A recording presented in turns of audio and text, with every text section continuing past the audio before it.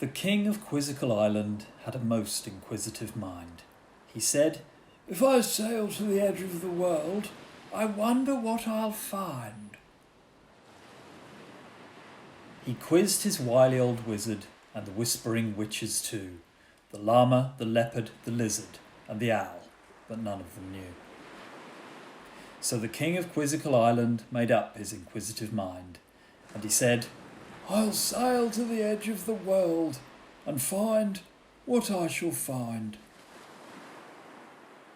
I'll build myself a singular ship made of wood from the tea-bag tree, and I'll sail that ship to the edge of the world and see what I shall see." His fearful people pleaded. They wept fat tears of woe.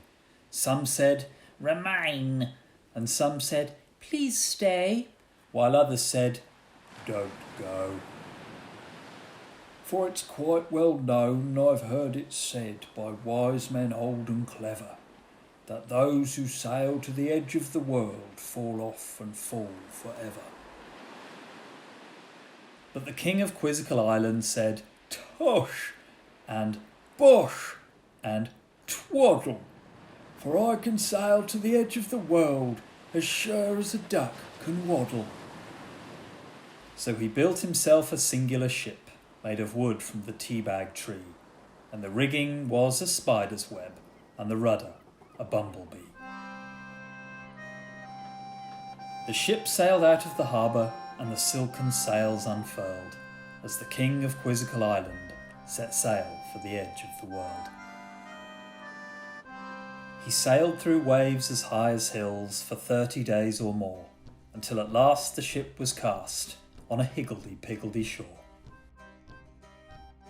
He found himself in a jigsaw land which lay there all in pieces. The blue bits might have been sea or sky, or sheep with ink-stained fleeces. The green bits might have been grass or leaves or a snake or a dragon's tail, and the white bits might have been clouds or snow or the teeth of a smiling whale. It took the king 9 days and nights to fit those bits in place. Then he saw before him a river, and a smile lit up his face. So he sailed up that jigsaw river, and there round the final bend he found himself in vertical land, where everything stands on end. The rivers go up like fountains, and the crocodiles stand on their tails, and the meadows tower like mountains, and the trains run on vertical rails.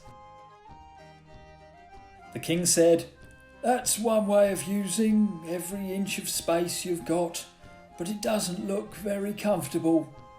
And the crocodiles said, "It's not." So the singular ship sailed upwards on a river tall and wide, and from the top of the river it sailed down the other side. It sailed through Hurricane Harriet to the Sea of Dreadful Dreams, where the waves are forever wailing and the wild wind sighs and screams, where the seahorse turns into a nightmare and prances upon the foam, and gaggles of ghostly jellyfish wobble their way back home. "All things ghastly and ghoulish," said the king, "I can put to flight. They all feel extremely foolish when I wake and turn on the light." He rang 100 alarm clocks, and the sky switched on the sun, and the dreadful dreams were ended as quickly as they'd begun. The wild wind sank to a whisper, and even the waves were shy, and the moon smiled down benignly from the sleeping deeps of the sky. The king of Quizzical Island sailed on till he sighted land, and the singular ship was beached upon a handy, sandy strand. He looked at the castle before him, and he knew he had seen it before, and he said, "I've sailed to the edge of the world and arrived at my own back door." His people rushed out to greet him. They gave him a rousing cheer, and he said, "There is no edge of the world. The world is a perfect sphere. I sailed out there in my singular ship, and I'll tell you what I found. I found I was back at my own back door, so I've proved that the world is round. Everyone cheered and shouted. They shouted and cheered and kissed. Their king had come back from the edge of the world and proved it didn't exist. Only the owl was doubtful. He said, "If the earth is flat, you might have sailed round in a circle and arrived where you started at." The king of Quizzical Island was more than a bit put out. He said, "Nonsense, and bosh, and balderdash." but he still had a lingering doubt. He said, "In Quizzical Island, answers must always be found, and I have another perilous plan to prove that the world is round. I shall build myself a singular spade made of diamonds 10 feet wide, and I'll dig a tunnel far into the world and come out at the other side."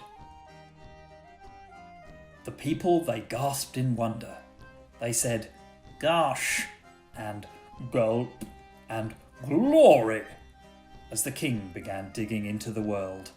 But that is another story.